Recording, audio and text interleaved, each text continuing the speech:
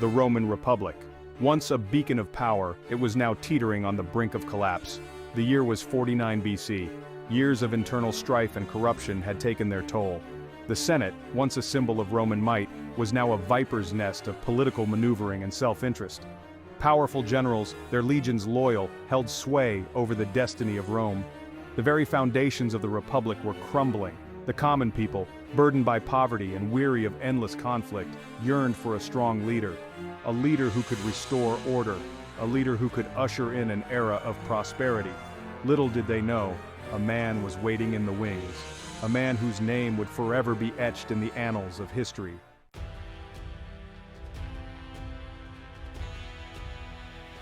Born into the prestigious yet fading Julian clan, Gaius Julius Caesar was destined for greatness. Even as a young man, Caesar possessed a keen intellect, unmatched charisma, and an ambition that knew no bounds. He understood the political landscape of Rome like a seasoned charioteer navigating the twists and turns of the Circus Maximus. Caesar's early career was marked by both triumph and tribulation. He proved himself a capable soldier, a shrewd politician, and a captivating orator. His victories in Gaul, a testament to his military genius, made him immensely popular with the people. But his growing power and influence earned him powerful enemies. Enemies within the Senate who viewed his ambition as a threat to the Republic they held dear. The stage was set for a clash of titans. On one side stood the ailing Republic desperately clinging to its past glory. On the other, Julius Caesar, a man of destiny, poised to reshape the very fabric of Roman society.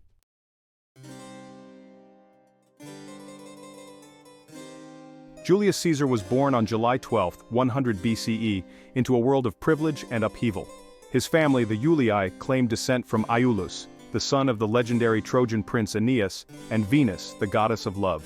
Such a lineage, however embellished, carried significant weight in Roman society. It placed Caesar firmly within the Patrician class, the Roman aristocracy who held a monopoly on political power for generations. However, the Julii were not at the zenith of their power during Caesar's youth. They were overshadowed by other prominent families, and Rome itself was a cauldron of political intrigue and social unrest. The Republic, once a model of shared governance, was straining under its own weight. The Senate, meant to represent the interests of both patricians and plebeians, was increasingly divided by factionalism and personal ambition. Within this volatile environment, Caesar's family navigated the treacherous currents of Roman politics. His uncle, Gaius Marius, a renowned general and a champion of the populares, played a pivotal role in shaping young Caesar's worldview. Marius believed in the power of the people and sought to challenge the entrenched power of the Optimates, the conservative faction of the Senate. Caesar's early life was punctuated by these political struggles. He witnessed firsthand the rise and fall of powerful men, the fickle nature of the mob, and the brutal consequences of political ambition. These formative experiences would leave an indelible mark on the young Caesar, shaping his understanding of power, influence, and the delicate balance of Roman politics.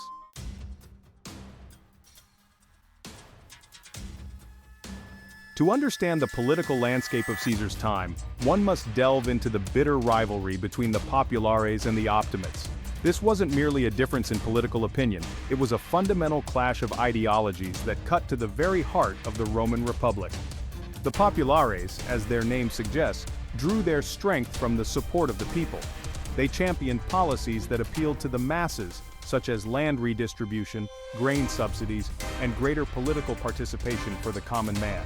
They utilized the power of the assemblies, where the voice of the people held sway, to challenge the authority of the Senate.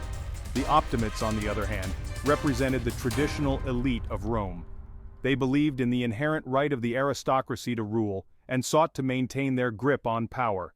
They viewed the Senate as the ultimate authority, and fiercely resisted any attempts to diminish its power or grant concessions to the lower classes. This clash between the populares and the Optimates created a climate of perpetual instability within the Republic.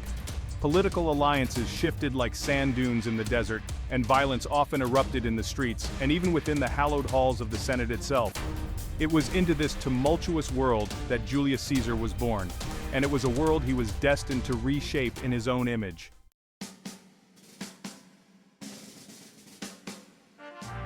Caesar's rise to prominence was not a meteoric ascent fueled solely by ambition. It was a journey paved with both calculated risks and remarkable feats of skill and determination. His early military career provided him with the opportunity to hone his strategic mind and cultivate the unwavering loyalty of his soldiers, traits that would prove invaluable in the tumultuous years to come. Following a period of political exile forced upon him by the rise of Sulla, Caesar returned to Rome after the dictator's death. Eager to make his mark, he embarked on a traditional path for ambitious young Romans of his social standing, a military career. He served with distinction in various campaigns, demonstrating both courage on the battlefield and a keen understanding of military tactics. Caesar's ambition, however, stretched far beyond the traditional aspirations of a Roman general. He yearned for political power, for a position from which he could reshape Rome according to his own vision. He understood that military glory, while essential for earning the respect of the people and the loyalty of the legions, was merely a stepping stone to achieving his ultimate goals.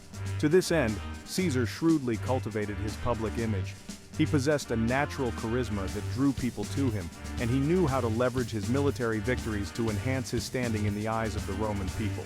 He was a gifted orator, able to sway crowds with his passionate speeches and promises of a stronger, more prosperous Rome.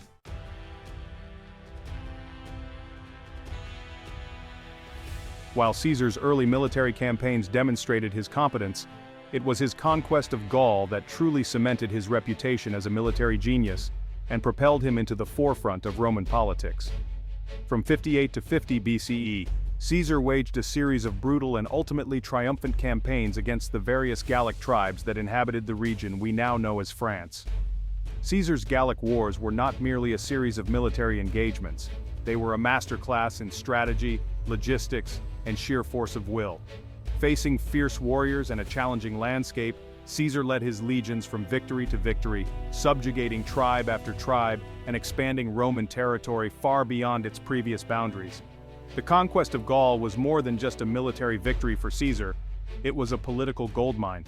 The wealth he extracted from the conquered territories, combined with the glory of his victories, made him immensely popular with the Roman people and filled his coffers with the resources he needed to further his political ambitions. More importantly, the Gallic Wars forged an unbreakable bond between Caesar and his legions. These soldiers, hardened by years of relentless campaigning, were fiercely loyal to their commander, a loyalty that would prove crucial in the power struggles that lay ahead.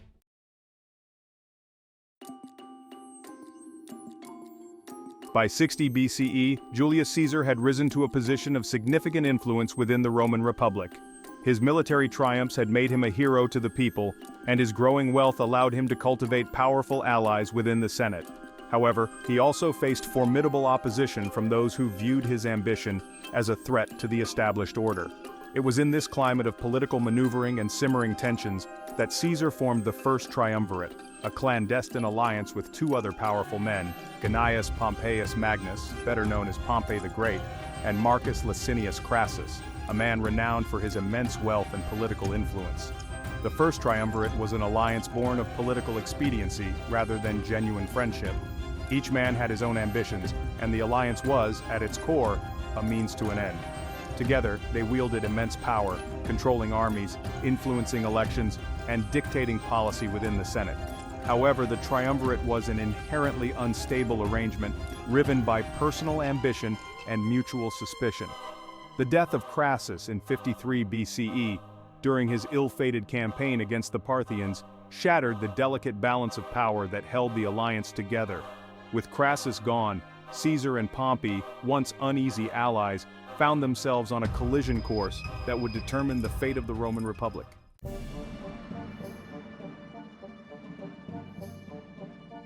The year 60 BCE marked a turning point in Roman history with the formation of the First Triumvirate. This alliance, though unofficial and shrouded in secrecy, wielded more power than the Senate itself. At its heart were three men, each driven by a potent blend of ambition and pragmatism. Julius Caesar, fresh from his triumphs in Gaul and revered by his legions, craved the highest office in Rome. Yet he understood the need for strategic alliances to navigate the treacherous waters of Roman politics.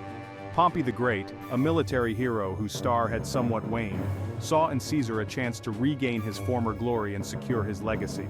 And then there was Marcus Licinius Crassus, arguably the wealthiest man in Rome. Crassus yearned for the military accolades that both Caesar and Pompey had achieved. He saw the triumvirate as an opportunity to finance campaigns and secure his place in the annals of Roman history. Together, these three men formed a formidable force, a triumvirate bound by a pact of iron and ambition. They used their combined wealth, influence, and military might to control elections, pass legislation favorable to their interests, and silence their opponents within the Senate.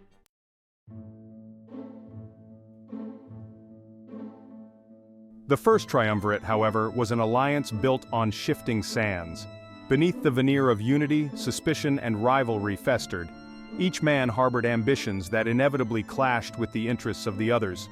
The death of Crassus in 53 BCE during his ill-fated Parthian campaign proved to be the catalyst that shattered the fragile equilibrium. Crassus, lured by the promise of Eastern riches and driven by his desire to emulate the military successes of his fellow triumvirs, had embarked on a reckless campaign against the Parthian Empire. The campaign ended in disaster at the Battle of Carrhae, where Crassus and the bulk of his legions were annihilated. With Crassus gone, the balance of power shifted dramatically. Caesar, now deeply embroiled in his Gallic wars, commanded the loyalty of a vast and battle-hardened army. Pompey, stationed in Rome, held sway over the Senate and the traditional levers of power. The stage was set for a confrontation that would determine the fate of the Roman Republic. The death of Crassus had exposed the fault lines within the triumvirate. What was once a mutually beneficial alliance had devolved into a struggle for supremacy between two titans of Roman politics, Julius Caesar and Pompey the Great.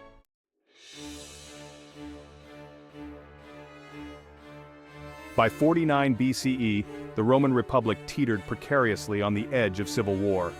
The first triumvirate, once a formidable force in Roman politics, had crumbled with the death of Crassus.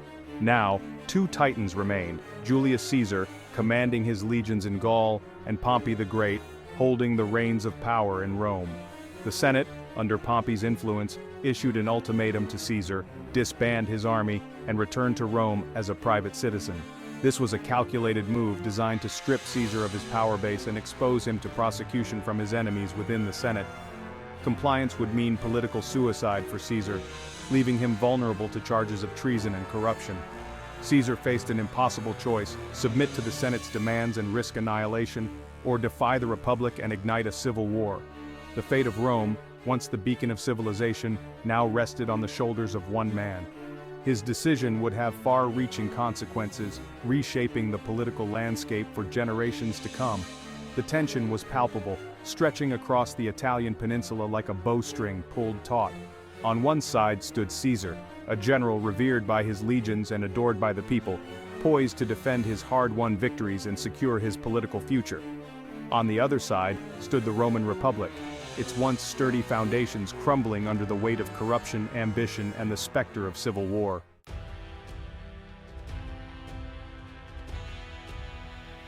Section 2. Alea iacta est, the die is cast.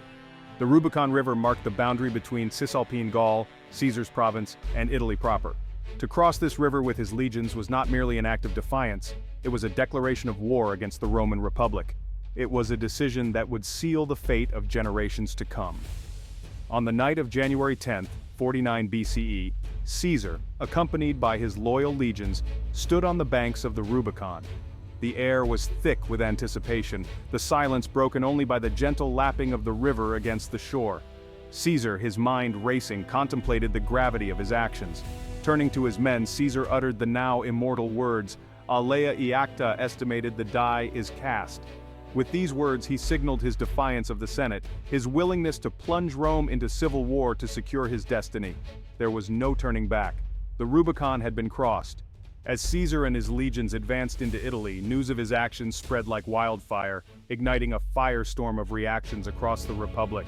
Senators scrambled to consolidate their power, calling upon their own legions and forging alliances to counter Caesar's growing threat. The people, caught in the middle, watched in a mixture of fear and awe as the man they had hailed as a hero now marched against the very heart of their republic.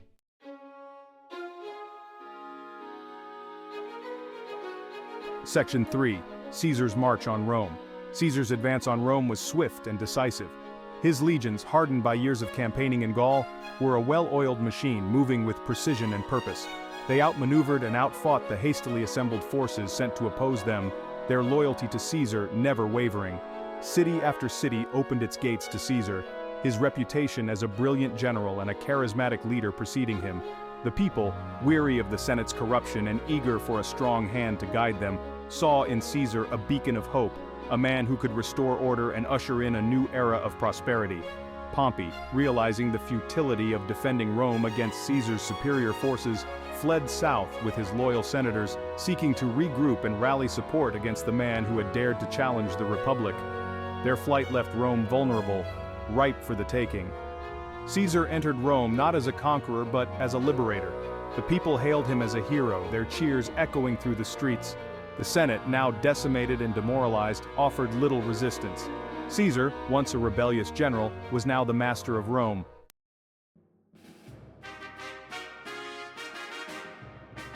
Section 1. A Dictator's Mantle. With Pompey vanquished and the Senate subdued, Caesar stood as the undisputed master of Rome. His legions, loyal to the core, controlled the city, and the people, weary of strife, seemed content with their new ruler. Yet, Caesar faced a daunting challenge: how to rebuild a republic shattered by civil war and riven by deep-seated divisions. The Senate, eager to appease Caesar and secure their own positions, offered him the title of Dictator. This was no mere ceremonial title, it granted Caesar absolute power, albeit for a limited period. In theory, a dictator was appointed only in times of extreme crisis. His authority absolute but temporary, intended to restore order and then relinquish control. Caesar, however, had a different vision. He saw the title of dictator not as a temporary measure, but as a stepping stone to a more permanent form of rule. He believed that the Republic, in its current form, was no longer viable, that its institutions were too weak, its divisions too deep to be reconciled through traditional means. He accepted the title of dictator, but with a crucial caveat: he would be dictator perpetuo, dictator in perpetuity. It was a bold, some would say reckless move that sent shockwaves through the Roman elite.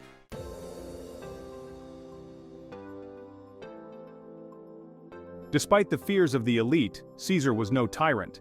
He genuinely believed that his reforms were essential to restoring order and prosperity to Rome.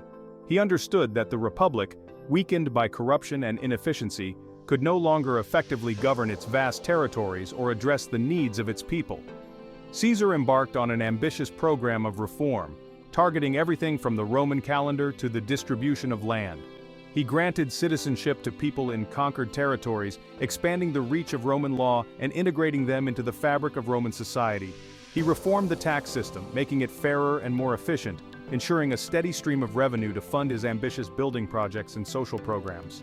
One of his most enduring reforms was the introduction of the Julian calendar, a solar-based calendar that, with minor modifications, remains in use to this day. This new calendar, more accurate than its lunar predecessor, standardized timekeeping across the Roman world, facilitating trade, governance, and everyday life. Caesar's reforms were not merely administrative. They were driven by a desire to address the root causes of the Republic's decline. He saw the plight of the poor, the growing disparity between rich and poor, and the corruption that had infected the Senate. He sought to create a more just and equitable society, believing that a strong and prosperous populace was essential to the long-term stability of Rome.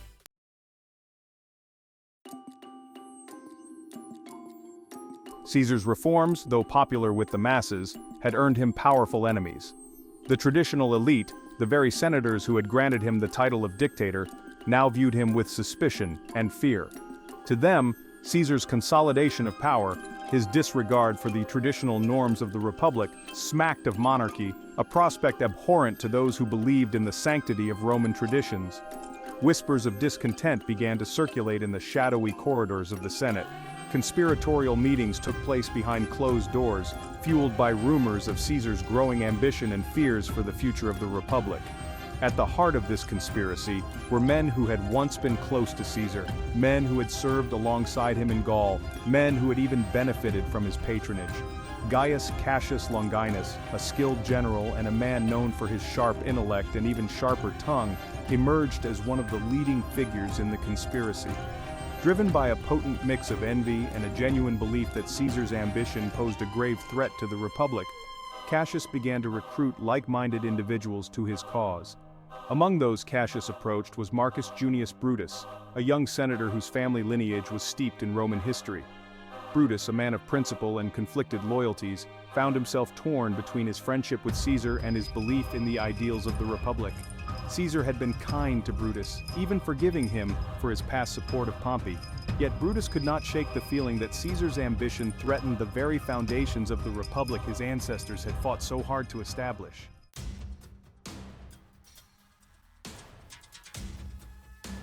The Ides of March, the 15th day of the month, dawned like any other day in Rome.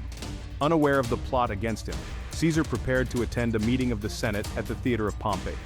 He had received warnings, anonymous messages cautioning him against attending, but Caesar, ever the defiant leader, dismissed them as the work of nervous allies. As Caesar entered the Senate chamber, he was greeted with the usual formalities, the bowing of heads, the murmurs of respect. Yet, beneath the veneer of normalcy, an undercurrent of tension pervaded the room. The conspirators, their faces betraying nothing of their true intentions, took their places strategically, surrounding their target. Tullius Cimber, one of the conspirators, approached Caesar, ostensibly to plead for the recall of his exiled brother. As Cimber knelt before Caesar, as if in supplication, he grabbed Caesar's toga, pulling it down, a signal for the others to strike. Casca, his hand trembling, lunged first, his dagger finding its mark in Caesar's neck. Stunned but still standing, Caesar cried out in pain and surprise. Then the others struck, a frenzy of blades flashing in the sunlight streaming through the chamber's open roof. Caesar, overwhelmed and outnumbered, fought back as best he could, but it was a futile struggle. As the assassins closed in, Caesar's eyes met those of Brutus, his friend, his confidant. "Et tu, Brute?" Caesar gasped, the words a mix of accusation and disbelief. "You too, Brutus?" Then as Brutus too plunged his dagger into Caesar's chest, Caesar slumped to the ground, his body pierced by 23 wounds, his white toga stained crimson with his lifeblood. The deed was done. Julius Caesar, the man who had conquered Gaul, the man who had bestrode the Roman world like a colossus, lay dead at the feet of his assassins, his dreams of a reformed Rome extinguished on the blood-soaked marble floor of the Senate chamber.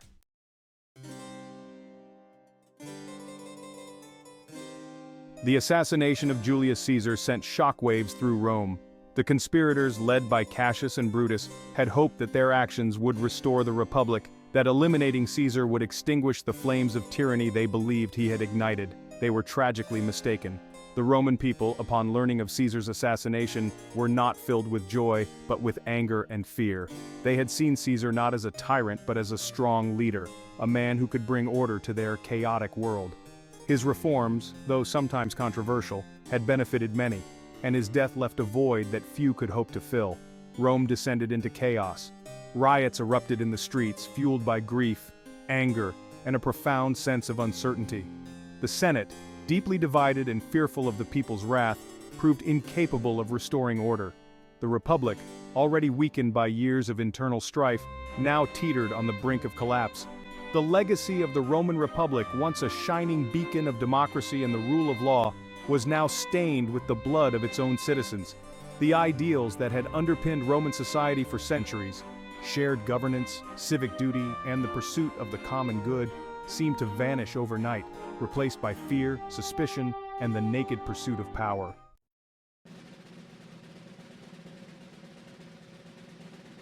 In the power vacuum left by Caesar's assassination, a new generation of leaders emerged, each vying for control of the Roman world.